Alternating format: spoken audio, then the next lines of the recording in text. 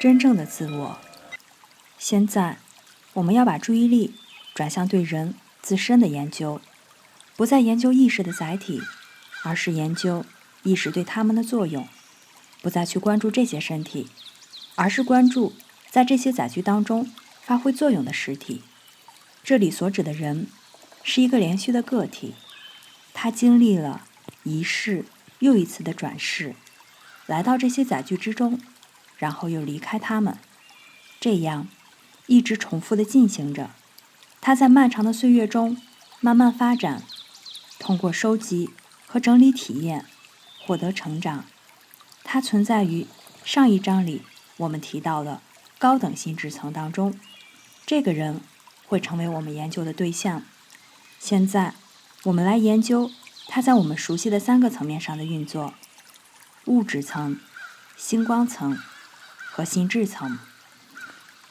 人通过在物质层面发展自我意识而开始他的体验，也是在这里出现了我们所谓的清醒中的意识状态，也就是我们都熟悉的意识。它通过大脑和神经系统运作，通过它我们进行常规的推理，进行所有的逻辑过程，也是通过它我们回忆起转世中的生活，并对生活中的事物进行判断。我们承认的是，心智能力是一个人在这条朝圣之路上以前成长阶段积累的所有成果。他的自我意识变得越来越生动，越来越活跃，越来越富有生命力。我们可以说的是，随着这个人一世又一世的成长，他得到了发展。如果我们去研究一个进化程度很低的人，我们会发现他自我意识的心智活动质量低劣，数量也有限。他通过肉身大脑和以太大脑在物质身体当中工作。就整个神经系统而言，不论是可见的还是不可见的，运作还是在不断的进行，只是运作起来很笨拙，几乎没有分辨力。心智层的交流碰撞也很少发生，有的时候也有些心智活动，不过是那种幼稚和低级的类型。他会被很琐碎的事情逗乐，吸引他注意的也是琐碎的小事情。他喜欢不停变动的东西，他喜欢坐在窗前，看着窗外繁忙的街道，看着人和车辆经过，对他们发表评论。如果一位衣着考究的人跌入水坑，或者被路过的出租车溅了一身水，他就会很开心。他自身并没有太多东西可以吸引自己的注意力，因此他的注意力总是向外，以感受自己是活着的。这种低阶心智进化阶段的主要特征之一就是，人们把注意力放在肉体和以太体上，把这两者作为意识的载体，同时寻求刺激的体验。他需要确保自己可以感觉到东西，并通过接收强烈而且生动的感觉来学习区分事物。这是一个成长过程的必要阶段，虽然只是一个初级阶段，但是如果没有这个过程，他会持续地变得困惑，不知道哪些是自己载具内进行的，哪些又是他人载具中发生的。通过区分引起这些刺激感觉的客体，还有外在刺激带来的感觉，区分刺激和感觉之间的区别，他学会了区分自我与非我。这个阶段最低等的表现，比如说聚集在街角，懒洋洋地倚在墙上，偶尔沉浸于几句散漫的评论和空洞的笑声之中。任何可以观察他们大脑的人都可以看到，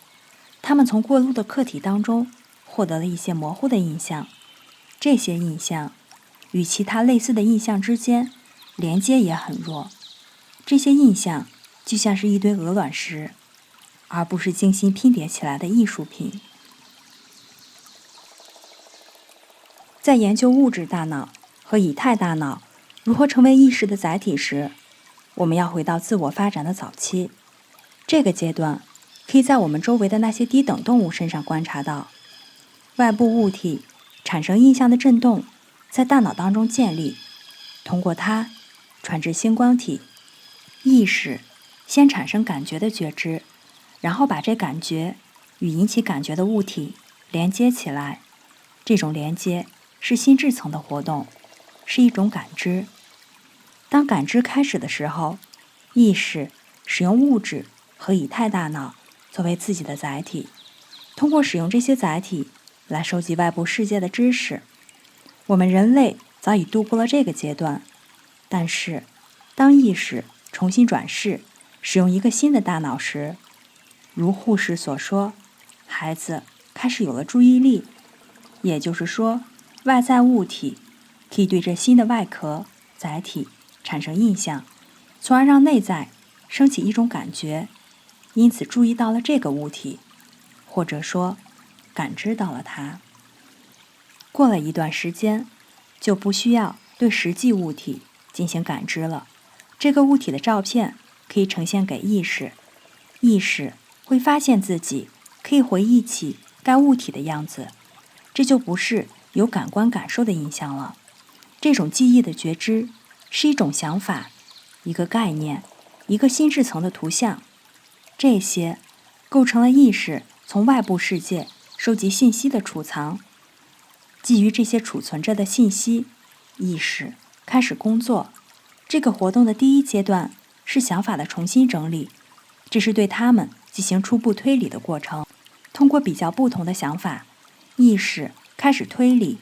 然后一次又一次的通过2个或者多个相继发生的事情来推断它们之间的关系。在这个过程当中，意识从外界事物的感知当中撤退，携带着在这些觉知当中产生的想法继续前进，并把自己的推理投射在这些想法上。比如，当意识进行推理，推断出事物之间的哪些是因，哪些是果，意识开始得到结论，甚至开始预测未来发生的事情。它建立了一个因果序列。这样，当感知为原因的因素出现时，觉知会预测随之而来的结果。还有，意识注意到，在比较那些拥有一个或者多个共同点的元素，这些元素的其他组成又互不相同时，它会把这些共同特征抽离出来，放在一起，作为这个分组的共同特征，然后把拥有其他共同特征的对象也组合到一起。当他看到一个新的物体，该物体拥有某个组的特征时，他会把那个对象归置到该组。通过这种方式，意识逐渐地把混乱的觉知整理至一个有序的体系，这象征着他心智层面的工作。同时，在对现象有规律的序列中推断出规律，以及它们在自然当中所属的类型。所有的这些都是意识在物质大脑通过物质大脑进行的作业。但是，即便在这种工作当中，我们也会追踪到不属于大脑的存在。大脑仅仅是接收到振动，在星光体中，意识把振动转变为感知；在心智体中，意识把感知转变为觉知，然后进行之后的过程，如刚刚说过的，把混乱转变为有序。运作当中的意识更进一步被来自更高层面的想法点亮。这些想法不是来自物质层面的材料，而是直接从宇宙心智反射进入意识之中的。伟大的思考法则支配着所有的思考过程。思想行为的本身解释了这个法则是限于思想存在的，因为根据法则，思想完成了运作。如果没有这法则，根本不会进行任何的思想行为。几乎没有必要指出的是，意识在物质载具当中所有早期的努力都受到很多错误的影响，无论是来自不完美的感知，还是来自错误的推导、仓促的推导，从有限的体验当中进行概括，让很多结论不准确。逻辑规则的形成是为了训练思维能力，从而避免陷入未经训练陷入的谬误。但是，从一件事情推理到另一件事情的尝试，不论有多少缺陷，都是这个人成长的显著标志，因为这表明他把自己的某些东西添加进入来自外部的信息。这种对收集到材料的处理会对物质载具本身产生影响。当心智把两种觉知联系到一起时，它也建立了由两种觉知产生的振动之间的连接，因为它会在大脑当中引发相应的振动。当心智体开始活动时，它作用于星光体，星光体又作用于以太体和稠密的肉身，后者的神经物质在这种传导的冲动下振动。这种行为会产生分子和分子团体之间放电现象和磁场活动，产生了错综复杂的关联，从而留下了我们可以称之为神经通路的东西。沿着这条通路，电流流过要比其他的路径更加容易。比如，如果一组分子与某个振动连接起来，再次有意识地重复施加某个想法来产生相同的振动，那么建立的这个放电效应会很容易沿着之前已经形成的线路，同时这条线路也与之前的另一组活动有连接，这就会让另一组分子进入活跃的状态，从而给大脑发送一个振动信号。经过常规转换之后，呈现出来的是一个相关联的想法。因此，关联是非常重要的一个活动。不过，大脑的这种活动有的时候会非常麻烦。比如，某些愚蠢或者可笑的想法会与庄严而神圣的思想连接在一起。意识唤醒一个神圣的想法，以便自己可以在这里停留。突然间，在未经他的允许下，侵入了一个有着邪恶嘴脸的想法，它是由大脑机械化的活动传递而来的，入侵到圣殿的门口，玷污了那个神圣的想法。智者应该小心这种关联，在他们谈及最神圣的事物时，要小心翼翼，以免愚昧无知的人把圣洁和愚蠢或者粗俗联系起来，从而招致意识的排斥。伟大的犹太导师的一句至理名言非常有用：不要把圣物给狗，也不要把你的珍珠丢在猪的面前。当一个人开始通过从内在得出结论，而不是来自外部的冲动来规范自己的行为，这是进步的象征。然后，他根据自己积累的经验采取行动。他记住过去发生的事情，比较过去，采取不同行动线路获得的结果，以此为根据来决定他在将来采取的行动。通过记住过去发生的事情，并进行推断，他开始预测、预见、合理的推测未来。当可以做到这一点时，作为一个人，他就取得了明显的进步。他的运作可能仍然受制于他在物质层面的大脑，也可能超越这个层面。他的意识活动并不活跃，但是他正在发展自己的意识。这个意识开始作为一个个体来行事，选择自己的道路，而不是随波逐流，或是因为受到外部的压力而选择某一条特定的线路。这个人的成长以这种明确的方式表达了出来，他发展出越来越多的品质，越来越多的意志力。意志坚强和意志薄弱的人在这方面明显不同。意志薄弱的人受到外在状况的吸引和推动的驱使，而意志强大的人受到内在的驱使。在他积累的经验指导下，他通过施加适当的力量来不断地掌握周围的状况。他的经验是这个人很多世生活的积累和储存。随着物质层面的大脑变得越来越服从和细致，储存的信息就越容易获得，接受性更强。这个人拥有这么多储存的经验，但是可供他使用的仅仅是能在他物质层面的意识上施加印象的那部分。他拥有自己的记忆，会推断，他自己会判断、选择、做决定，但是他必须通过自己物质和以太大脑来进行这些过程。他必须通过物质身体神经系统和与之相关联的以太器官来进行工作和行动。随着大脑变得越来越容易受到意识的影响，随着它不断改善大脑的组成材质，让大脑更加受控，它就可以使用它来更好地表达自己。那么，我们这些活生生的人，应该如何去训练我们的意识载体，以便它们成为更好的工具，来服务于我们呢？我们现在并不是研究载具在物质层面的发展，而是要对它进行训练，这样意识可以使用它作为思想的工具。这个人需要做出决定，为了让他的载体变得更加有效，他已经把注意力转向物质层面身体的改善。他必须要对身体进行训练，让它可以迅速并且连贯地响应意识传递给身体的脉冲。为了让大脑可以进行连贯的回应，他要训练自己进行连贯的思考，从而不断地向大脑发出连贯的脉冲。这样他会习惯于通过把不同的分子团体连接起来进行的连贯工作，而不是把随意的不相关振动连接起来。意识发起，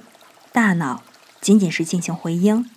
是那些不相关的粗心大意的思维在大脑当中养成了把不相关的振动分子团体连接起来的习惯。这个训练有2个阶段。首先，这个人决定他要通过连贯的思考来训练他的心智体，把相关的想法连接起来，而不是随意的混乱连接。然后通过这种思考，他训练他的大脑对意识的思想进行振动回应。通过这种方式，物质层的有机体、神经系统和以太系统养成了系统性工作方式的习惯。当这个人需要他们时，他们就已经做好准备了。这种经过训练的意识载具和未经过训练的意识载具，它们之间的差异就像是2位匠人之间的不同。其中一位匠人粗心大意，让他的工具变脏变钝，不再适合使用，而另一位匠人会打磨并清理自己的工具，以便需要他们时就可以上手进行那些需要他进行的工作。因此，物质载体应该总是准备好回应心智的召唤。这种对物质身体持续工作的结果，不会因为大脑能力的提高而消失，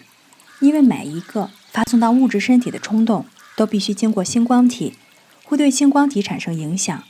正如我们之前了解到的，星光体对思想的振动反应要比物质身体对思想振动的反应更加敏感。我们思考的路径对星光体的影响很大，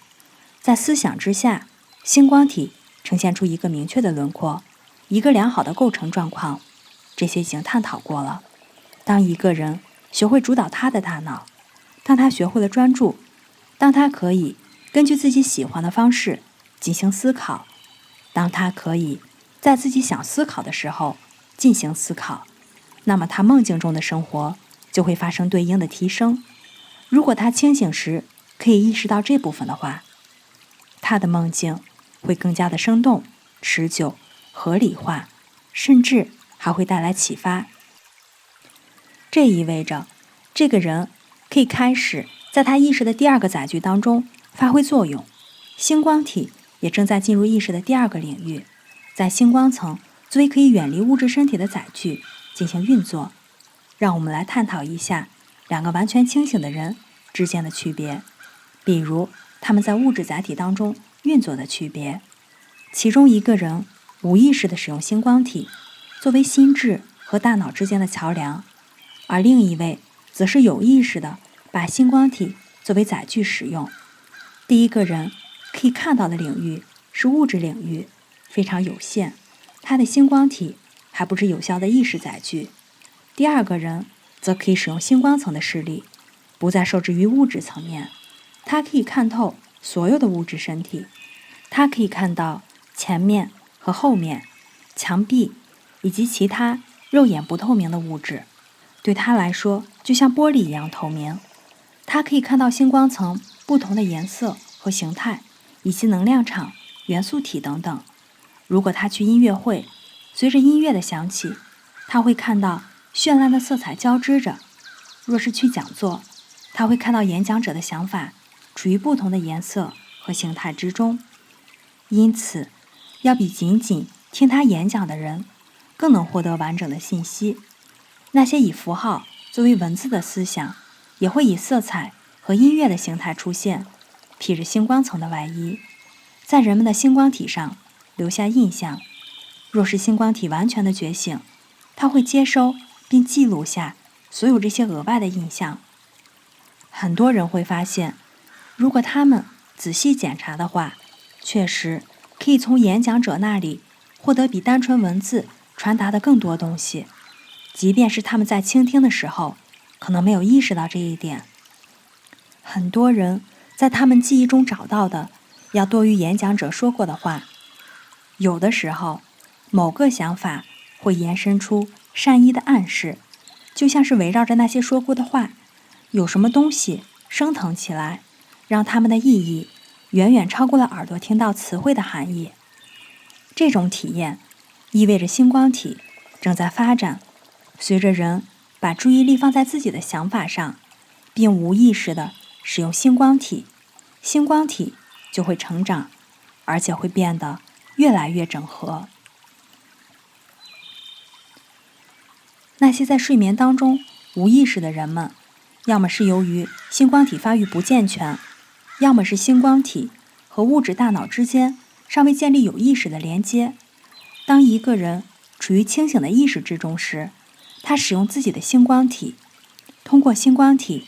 把思想流发送到物质大脑。但是，当一个人不积极地使用自己的物质大脑，而是让大脑倾向于从外部接收各种印象时，他就像是穿着了不属于自己的盔甲那样，他不太容易接收到仅仅通过他的星光体传达的印象，他还不能独立地使用他不熟悉的载具。还有，他可能学会了在星光层如何独立地使用这个载具，可是当他回到物质层面时，他并不知道自己在使用星光体。这是人类缓慢成长的另一个阶段。在他连接星光层和物质层之前，他要开始学会在星光层当中使用星光体。最后，当他完成了这种连接，他可以完全有意识地从一种载体的使用切换到另一种，他在星光层就变得自由。这样，他的确把自己清醒的意识拓展至星光层，而在物质身体中时，他的星光感官又可以完全地为他进行服务。可以说，他同时生活在两个世界当中，这之间没有间断，没有间隔。此后，他在物质层面行走时，就像天生的盲人获得了视力那样。在他进化的下一个阶段，这个人开始有意识地在更高层面进行工作，也就是心智层。真正的他长久以来一直在这个层面工作，在这个层面向下发出所有的想法，这些想法在星光世界变得活跃起来，通过大脑在物质世界进行表达。当他在自己的心智体中变得有意识，他会发现，当自己在思考时，就是在创造各种形态。他对创造行为变得有意识，尽管长久以来他一直在无意识地使用这种能力。读者可能还记得《神秘世界》中引用的一封信，一位大师说，每个人都在制造不同的思想形态，也是这一点把普通人和圣者区别开来。普通人无意识地产生这些思想形态，而圣者是有意识地创造它们。这里圣者一词的含义非常广泛，包含了远远低于上师的各种级别的启蒙者。在一个人发展的这个阶段，他有用的能力大大增加，因为当他可以有意识地创造并引导一种思想形态，一种人造的元素，他通常被这么称呼，他就可以使用他的心智体到达当前他的肉身不方便到达的地方。这样，它既可以在远处进行作业，也可以在近处进行，它的有用性得以增加。它可以从远处控制这些思想形态，当他们工作时进行观察和指导，让他们成为自己意志的代理人。随着心智体的发展，一个人就可以有意识地在心智体中生活，还有工作。他也会知道，他所生活的心智层面上的更广阔和更伟大的生活。虽然他仍然处于物质身体当中，并可以有意识地使用物质身体对他周围的物质环境产生影响，不过他在更高的层面也处于清醒还有活跃的状态。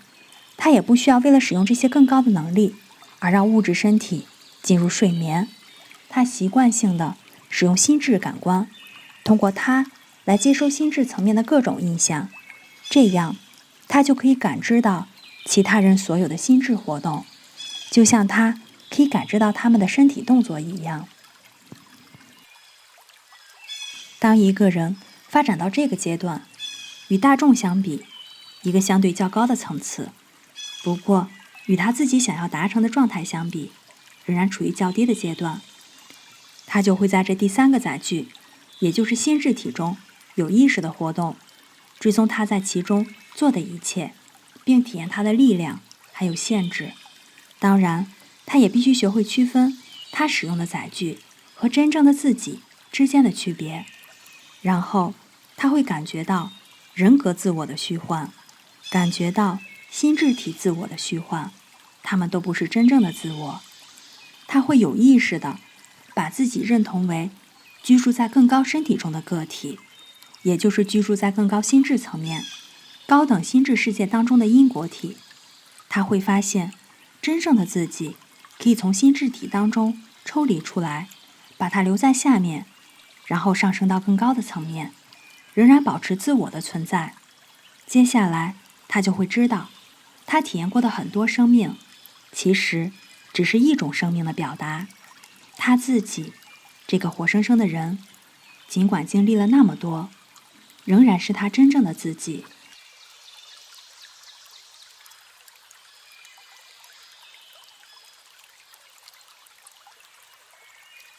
就这些连接而言，不同身体之间的连接，它们一开始就存在，人们并没有意识到这一点，它们一直都在，否则它无法从心智层一直到达物质层面。但是这个人并不知道它们的存在，它们也没有被激活。这些连接的存在就像是物质身体当中的那些基本器官一样，每个学习过生物的学生都知道，基本的器官有两种，一类器官显示出了身体所经历的进化过程的痕迹，另一类器官则暗示了未来的成长路线。这些器官一直存在，但它们并没有发挥功能，它们在物质身体当中的活动，要不然已经过去了，要不然就是尚未发生，死亡或者未出生。我们把上面提到的不同身体之间的连接比喻为第二类器官，这些连接把物质身体、以太体和星光体连接起来，把星光体与心智体连接起来，把心智体与因果体连接起来。它们存在着，但是它们必须要被激活，也就是说，要去发展它们，就像是物质身体那样，只有经过使用才能进行发展。生命的能量流流经它们，心智的能量流流经它们，从而让它们保持活力和滋养的状态。但是，只有当人们把注意力放在它们上面，并使用自己的意志来影响它们发展时，它们才能逐渐地开始发挥功能。意识的作用开始让这些基本的连接变得活跃起来，而且是一步一步的，或许会经历非常缓慢的过程，它们才会开始发挥作用。这个人就会开始使用它们，让自己的意识从一个载具过渡到另外一个载具。在物质身体当中存在着神经中心，就是一小群神经细胞的集合，来自外部和来自大脑的刺激都会穿越这些中枢。如果它们中的一个出现了故障，那么马上就会出现干扰。物质层面的意识状态也会受到干扰。在星光体中也存在着类似的中心，但是在未进化之人的星光体当中，它们是很基础的存在，不会发挥功能。在物质身体和星光体之间存在着连接，随着进化的进行，它们被意志激活、释放，并引导着蛇火。在印度书籍当中，这被称之为昆达里尼。为昆达里尼进行直接行动的准备阶段，就是训练和净化这些载具。如果不能彻底的完成，昆达里尼之火将成为一种破坏性的能量，而非活化的能量。这就是为什么我们如此强调净化，并让净化成为所有真正修行必要的准备工作。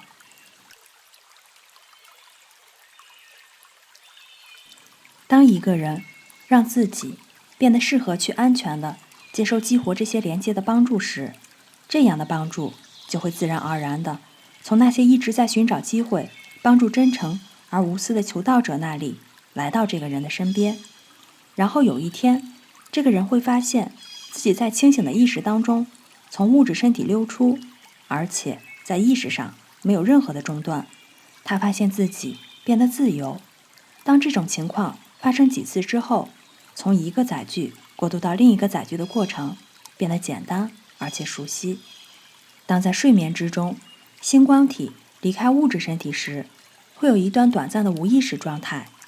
即便这个人在星光层的状态非常活跃，他也无法在返回物质身体时架构起这段无意识的状态。如果他是在无意识中离开自己的物质身体，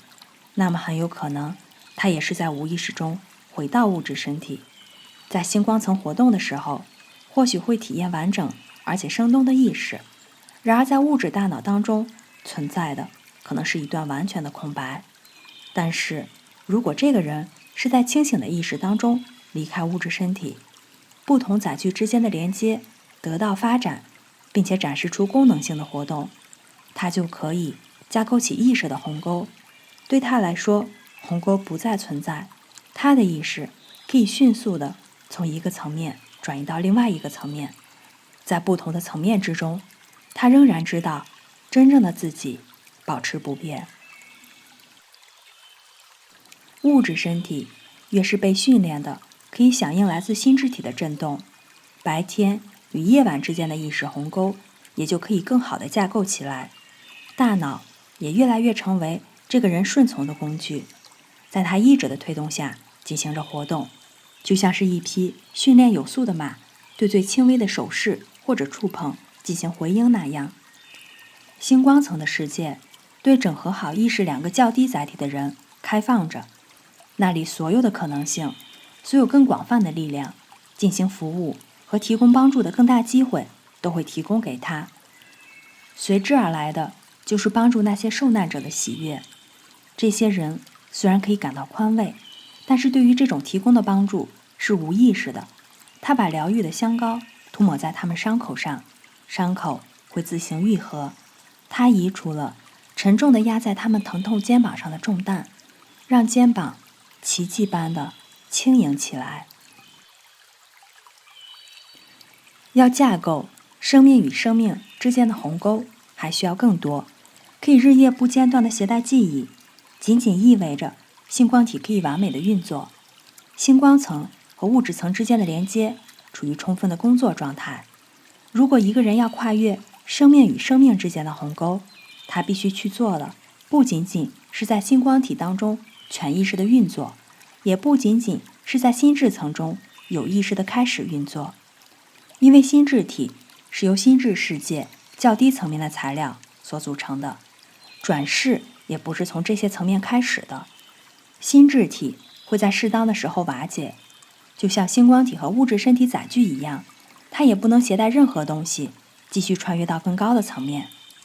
有关曾经转世时记忆的整个问题变成了这样：这个人是否可以在心智世界的较高层面，他的因果体当中进行运作？是因果体从一次生命传递到另一次生命，一切都储存在因果体当中，所有的一切经验都保存在那里，因为意识被抽出进入因果体，也是从这里向下沉降进行转世重生。让我们跟随生命离开物质世界之后的阶段，看看死亡之主的影响力延伸至多远。他把自己从物质身体中的稠密部分抽离出来，物质身体从他身上脱离、瓦解，最后回归到物质世界。物质层面没有磁性链接，可以让记忆保存。然后他进入了物质身体中的以太体部分，不过在随后的几个小时，他又脱离了以太体，脱离下来的以太体成为了元素。这样没有记忆与以太体大脑相连，不能帮助他架构记忆的鸿沟。接下来他进入了星光世界，一直待在那里，直至他同样从星光体当中脱离出来，就像他离开物质身体一样，把星光体留了下来。星光尸体会分解，成为组成星光世界的材料，那些所有可能成为储存记忆所必须的磁性链接也都断裂开来。他在心智体当中继续前行，居住在心智层的低等心智层当中，在那里居住千百年之久，开发功能，享受成果。但是当时机成熟之后，他也会从这个心智体当中脱离出来，继续进入下一具载体之中。那具身体承载了他收集和吸收的所有一切之精华。他把心智体留在身后，其他更稠密的载具瓦解之后，这具身体也开始分解。就这具身体所组成的材料而言，从我们的视角来看是精微的，但是还不足以精致到进入心智层的较高层面，所以不得不脱离，让它回到自己材料所属的区域。再一次，这件外衣分解成组成它的基本元素。就这样，这个人脱离一个身体之后，又脱离掉另一个身体，一直向更高的维度前行，直至他到达心智层的较高层面，才可以说他超越了死亡之障可以触及的范围。他终于离开了死亡的领域，居住在死亡无法控制的因果体当中，在那里储存着他收集的一切精华，因此得名因果体，因为所有影响未来转世的因都储存在其中。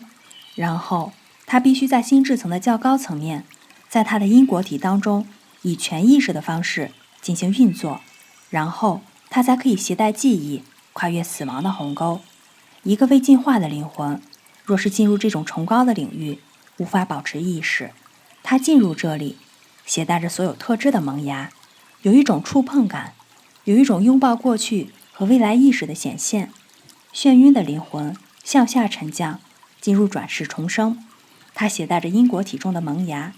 并在他向下沉降的过程当中，向不同的层面抛洒出属于不同层面的萌芽。这些萌芽就会为自己收集适合他们自身的材料。因此，在心智世界的较低层面，心智萌芽就会把较低心智层的材料吸引到自己身边，来形成一具新的心智体。随着种子的成长，不断地从土壤和大气当中聚集适合自己发育的材料。这些材料显示出了内在萌芽携带的心智特性。如果是一棵橡树种子，它不能成长为桦树或者雪松，只能长成橡树。所以心智萌芽必须按照自己的本性，而不是其他人的特性来成长。因此，在打造载体的时候，业力法则在这里发挥作用。这个人收获了他曾经播下的种子，从因果体当中抛出的萌芽，只能继续按照他所属的种类成长，把他所属的材料吸引到自己身边，并根据他特有的形式对材料进行排列，从而产生了这个人在过去所创造特质的复制品。当他进入星光世界时，属于星光世界的种子就会被抛出，这些种子会在自己的周围吸引适合的星光材料和元素精华，如此重现出属于这个人的欲望体，或者说情绪体的偏好、情感和热情。当这个人沉降到星光层时，就是以这种方式重新打造他的情绪体。如果过去转世中的意识要保留，那些记忆就要经过所有的这些过程，穿越所有的这些世界。过去的意识就一定要在更高的层面，也就是因果层面保持全面的活动。人们不记得他们的前世，是因为他们还没有意识到因果体是一种载体，因果体尚未发展出属于自己的功能领域，那里才是生命的本质，他们真正的自我，一切都源自于此。但是它还没有积极的发挥作用，它尚未拥有自我意识，尽管处于无意识的活跃状态。直至它发展出自我意识，完全的自我觉知之前，记忆不能从一个层面传递到另一个层面，因此也不能从一个生命传递到另一个生命。随着人的进步，记忆的闪光会出现爆发，照亮过去的片段，但是这些闪光需要变成稳定的光，才能出现连续的记忆片段。有人可能会问，是否有方法可以让这种闪光重现？有没有可能去加速这种在更高层面逐渐成长的意识活动？如果这个人有耐心还有勇气，那么在较低层面的人就会为此付出努力。就兴趣而言，他可能会尝试越来越多的生活在永恒的自我之中，越来越多的从日常生活的琐碎和无常当中抽出更多的思想还有精力。我的意思不是说一个人要去空想，心不在焉，飘忽不定，成为社会和家庭当中效率最低的一员。恰恰相反，世界施加在他身上的要求都会被解除，因为这个人所做事情的伟大，那些外部世界的施加反而会更加完美的解除掉。他不能像那些未进化的人那样行事笨拙，漏洞百出，因为对他而言，责任就是责任。只要有人或者任何其他对他有所要求，他就必须尽责，把事情做到他力所能及之处的最好。每一项职责，他都会尽其所能的做到最好，使用他最佳的能力，全部的注意力。不过他的兴趣，他的思绪不会受到这些事情的结果所捆绑。当他尽职尽责完成的那一刻，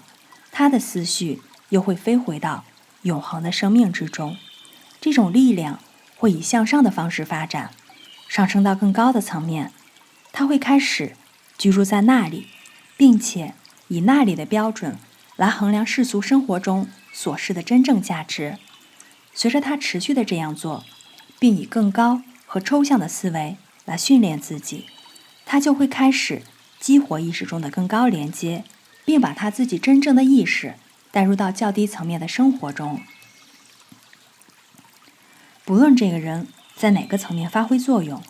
当他的意识可以在5个层面不间断地运作时，他就获得了胜利。那些我们称之为大师的人，也就是达成完美之人，在他们清醒的意识当中，不仅仅可以在较低的3个层面运作，在第4层面，也就是菩提层面，以及这个层面之上的涅槃层面，都可以进行运作。对他们而言，进化完整了，他们在这个循环周期已经到达了终点。他们还会向上缓慢地攀爬，向着真正的自己前进。这就是意识的统一。载具仍然可以使用，但是已经不能够再囚禁他的意识。根据这个人要完成的工作，他选择性地使用他的载具。这样，物质层面、时间和空间就被征服了。对于意识达成统一的人来说，这些障碍就不存在了。他在向上攀登的过程中发现，每个阶段的障碍越来越少。即使在星光层，这里的材料要比物质层面的分离更少，不像物质层面可以那么有效地把他与他的兄弟们分隔开。在星光体中的旅行很轻快，可以说征服了时间还有空间。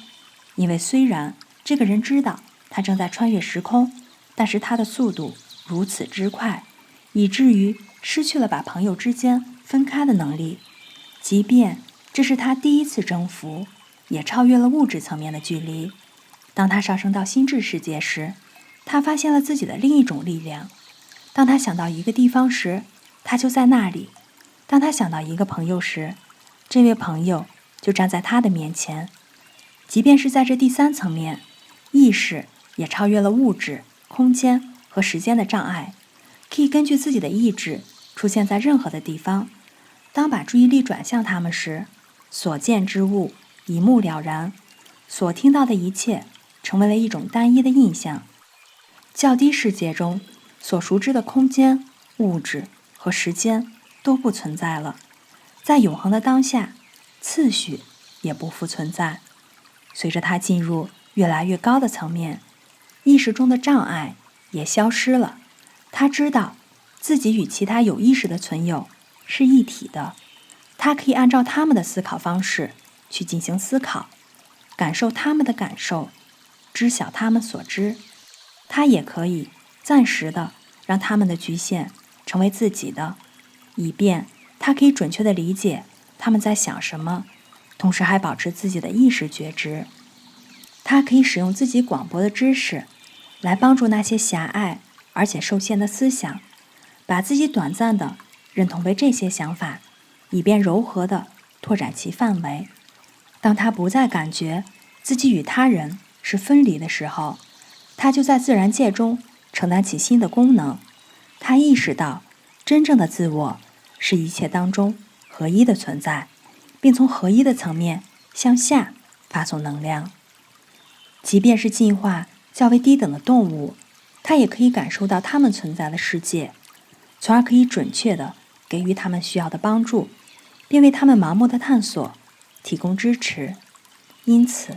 它的征服不仅仅是为了自己，而是为了所有的众生。它赢得了使用范围更广的力量，只为让这些力量服务于那些进化等级低于它的人。通过这种方式，他在所有的世界中变得拥有自我意识。他学会了如何对每一次痛苦的呼喊，每一次悲伤或者欢乐的脉动做出回应，达成了一切，得到了一切。